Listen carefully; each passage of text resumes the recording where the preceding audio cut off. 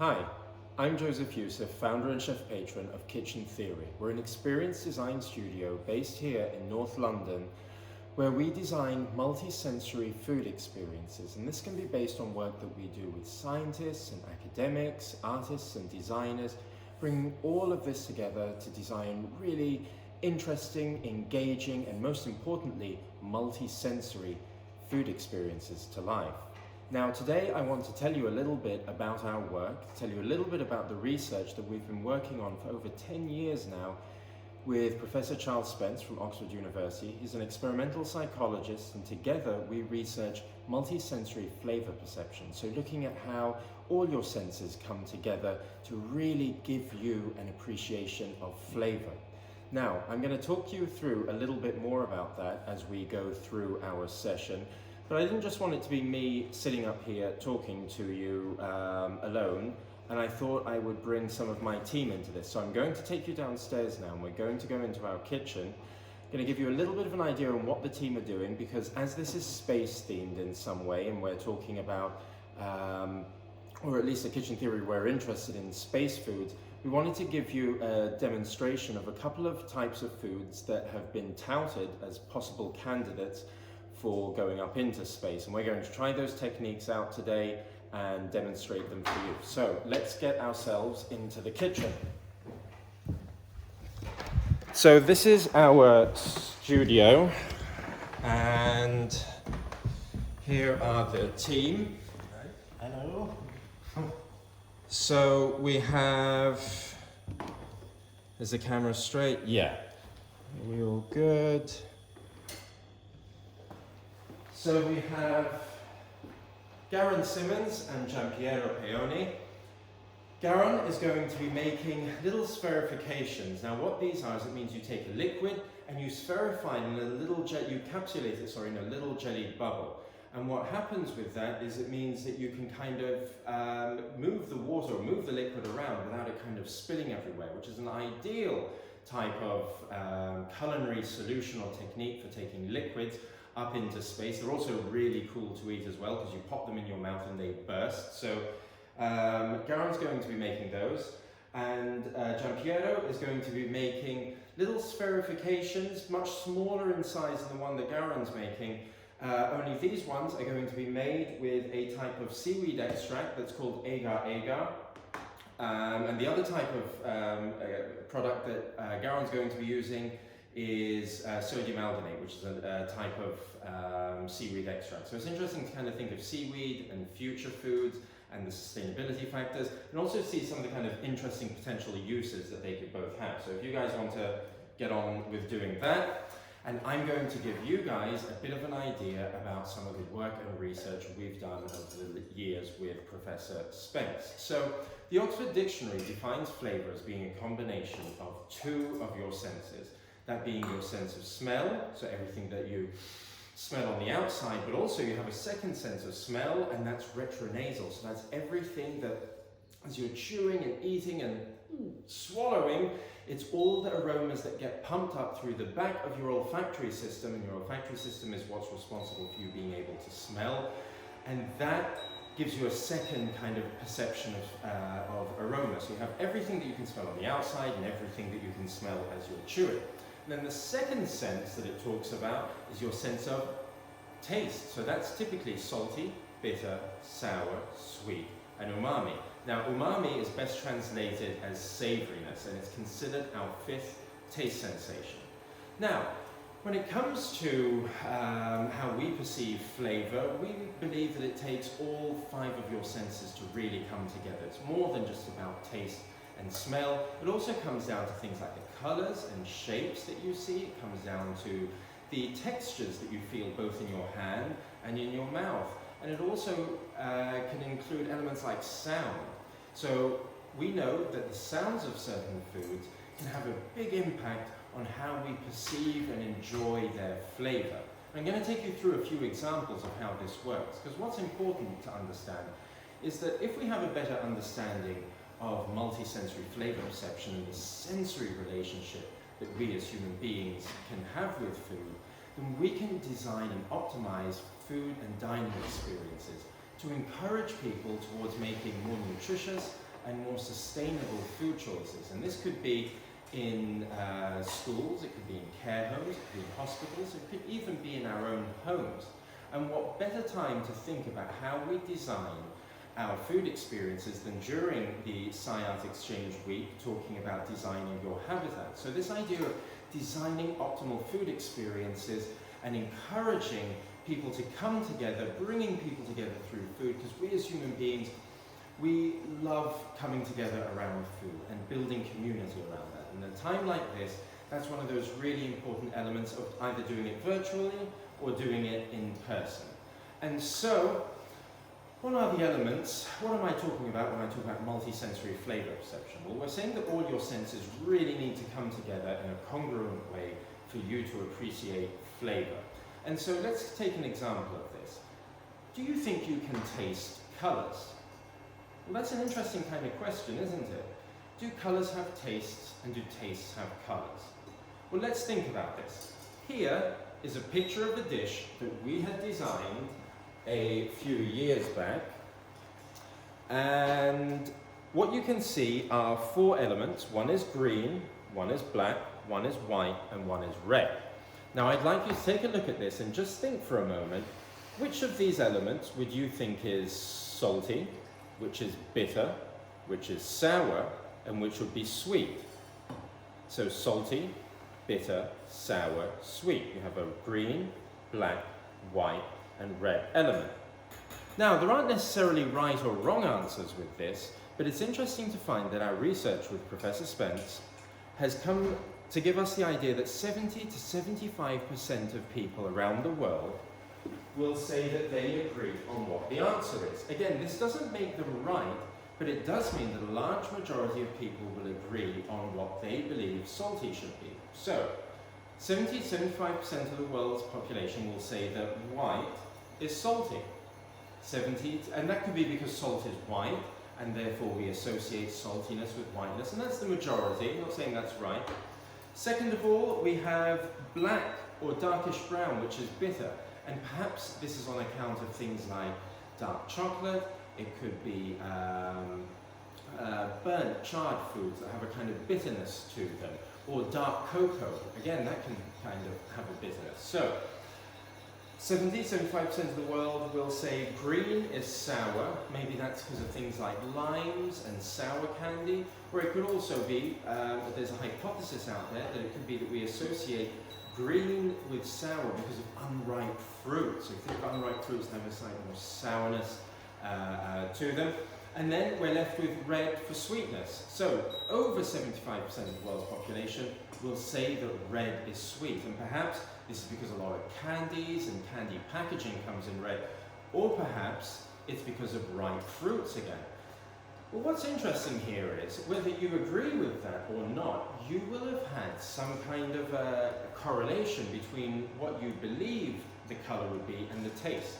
When we went to different parts of the world, like for instance in Japan, they said, well, black should be salty. And we asked them why, and they said, well, because of things like soy sauce. In Sweden, they also said black should be salty, but in that case, it was because of salty licorice. So different cultures can have different associations with colors, but it's interesting to see that those colors that we see set expectations and judgments which help guide us towards being able to really identify flavors. Right. That's colors, but what about shapes? Well, let's think about this. Here I have 2 shapes that I'd like you to take a look at. So these are completely random and abstract shapes. Let me bring them a little bit closer for you so you can see them. There we go. Now, one of these is called Booba and one of them is called Kiki. So I'd like you to take a moment and just think about which of these you would call Booba, which of them you would call Kiki. Have you made your mind up? Very good. So what's interesting is that you'll find that research has shown that 95 to 98% of the world's population will say that this kind of more rounded, blurb-like shape is Booba, and that this more angular, hard shape is Kiki. Now, Why is that interesting to us as chefs? Now, this research started out in the 1930s and was done by experimental psychologists who were looking at speech patterns and shapes. So, booba is a rounded word and kiki is a more angular word, even in terms of the letters and the intonation. What's most interesting is they found that irrespective of background, culture, and language, the majority of people, 95 to 98% of people, would say that this one was booba and that this one was kiki. But why am I interested in this as a chef?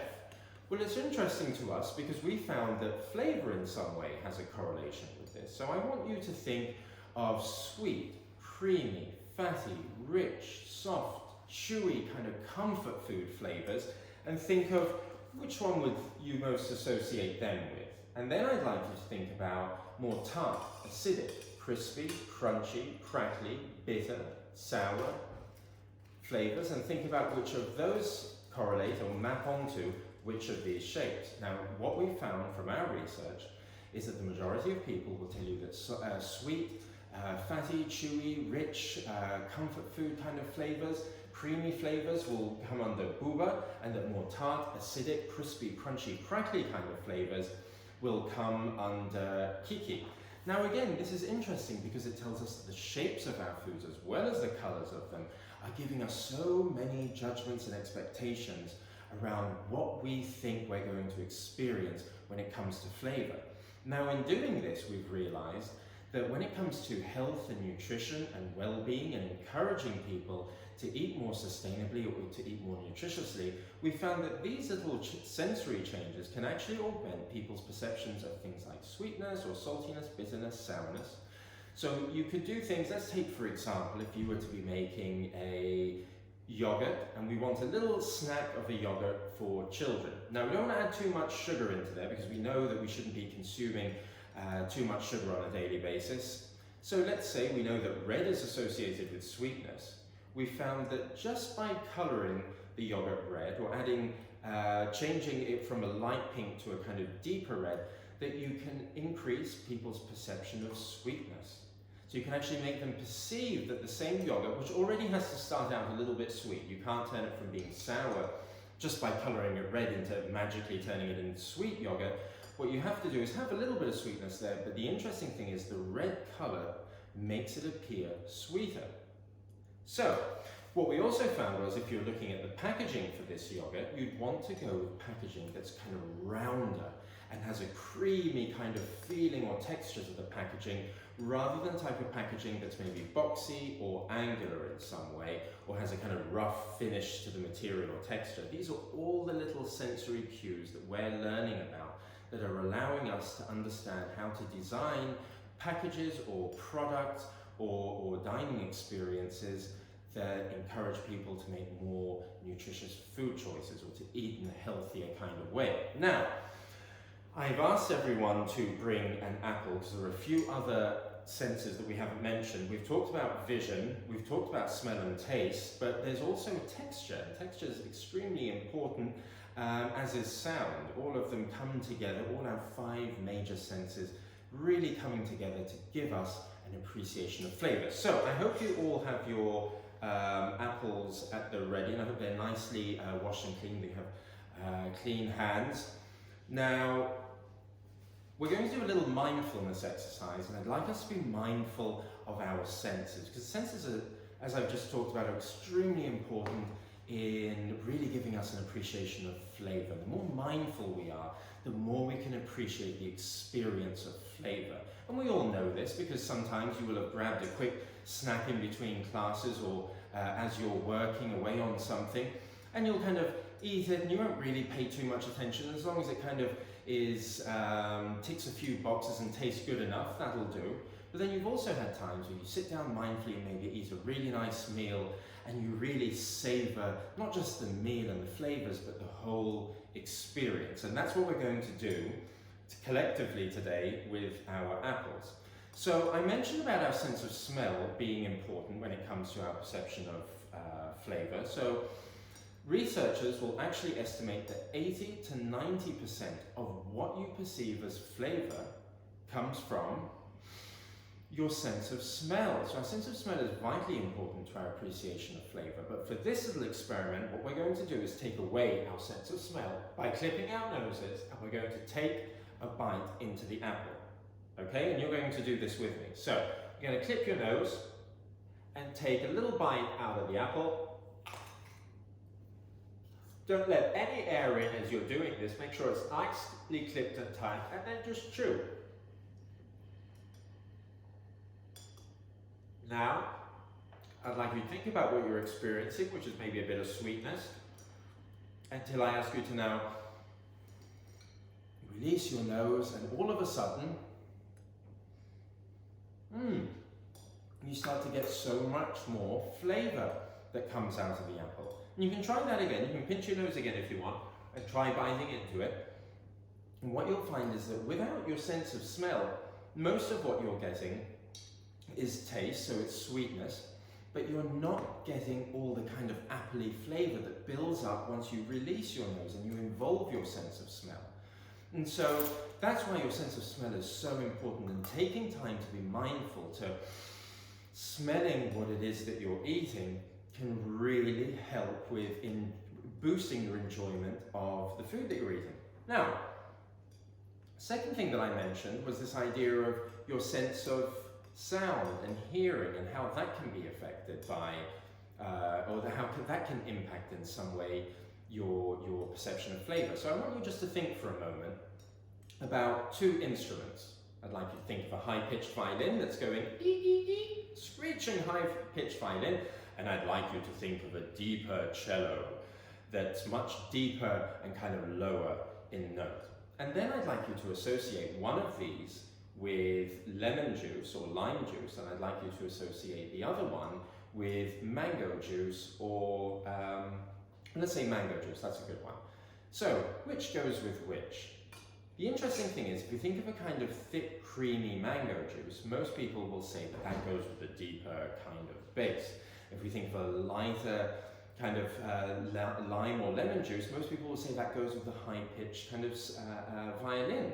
And that's interesting, because it's almost the same as this kind of buba and kiki idea, that we find maybe the sharp taste of the lemon is in some way reflected in the high notes and high pitches of the violin, whereas the creamy sweetness of the mango is more relatable to the kind of bass line that you get with cello. So we know that you can actually augment sound, people's perception of flavor based on what they're listening to. And we found that you can make some foods taste sweet and some foods taste more bitter or salty based on what people are listening to on their headphones or on their on loudspeakers. Now, I want to do something else with our apple. We're going to take another bite, only this time, rather than focusing on our sense of smell, we're going to be focusing on sound. And we're going to close our eyes. So I'd like you to close your eyes, and you're going to take a nice bite into your apple.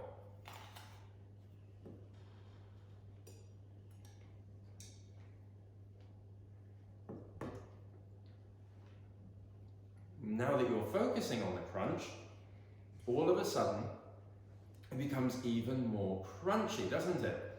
And that's interesting, because when you took your first bite, you were focusing on your sense of smell. So although this apple still made a sound, I'm sure you weren't as mindful of it as this time when you closed your eyes. You had your sense of smell, but it was your sense of sound that you were really trying to engage, and all of a sudden it made the apple seem somewhat crispier.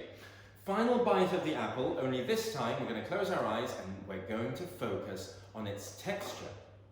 The texture that you feel in your hand, so feel the texture of your apple, and then feel the texture both in your teeth and as you kind of bite into it.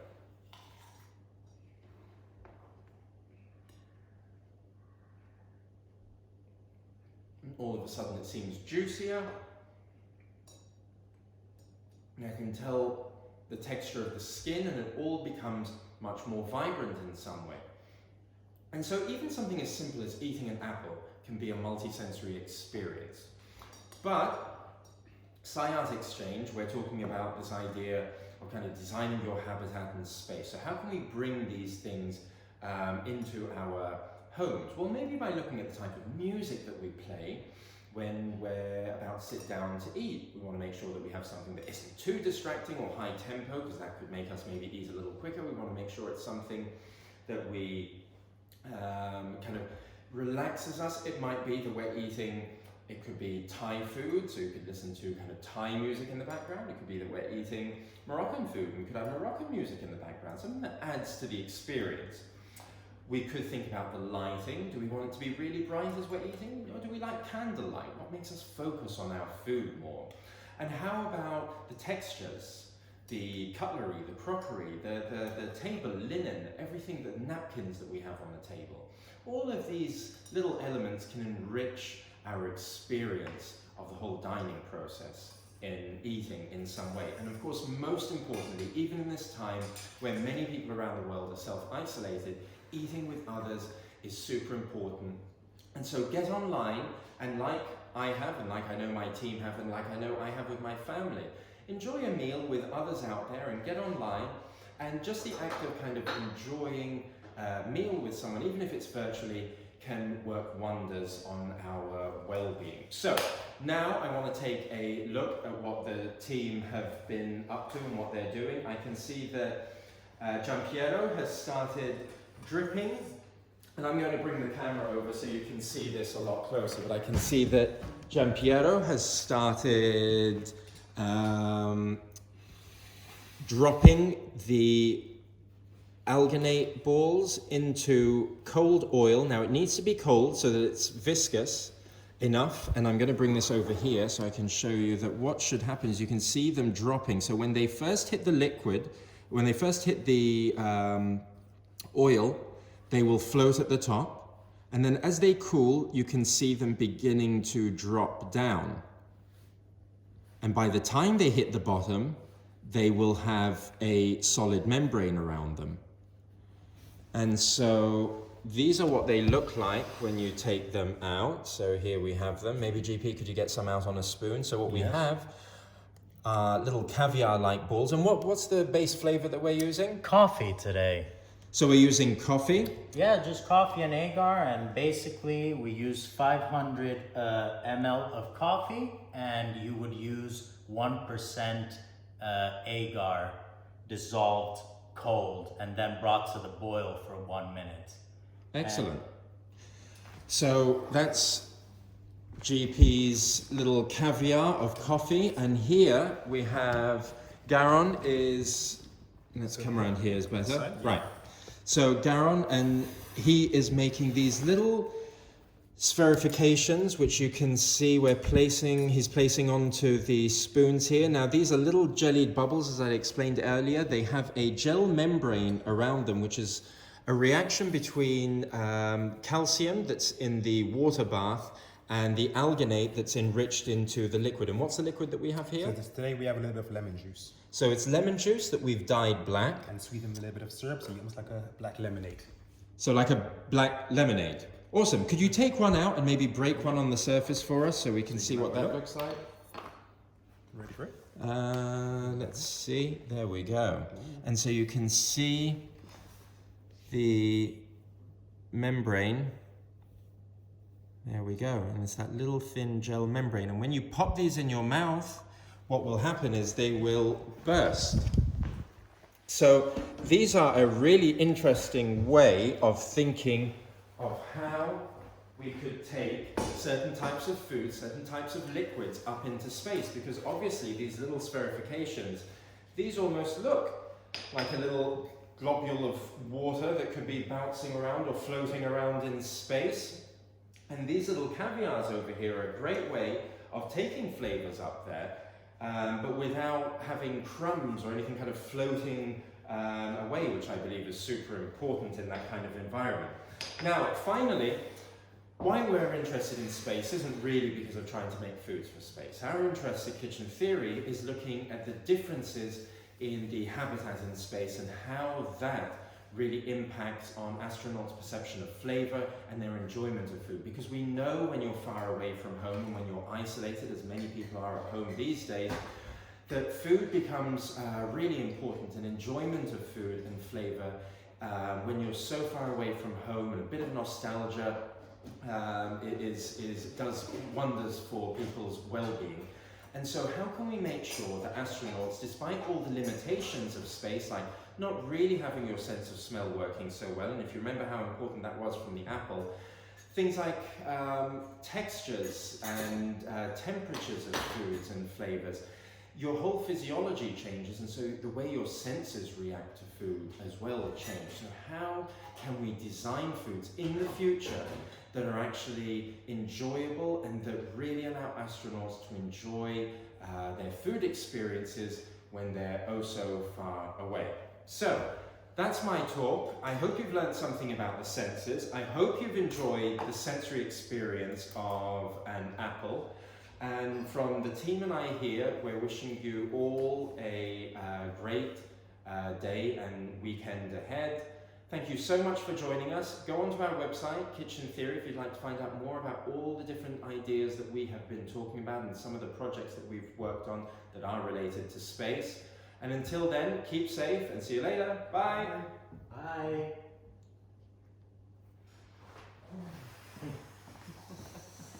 What we need now is a hello guys.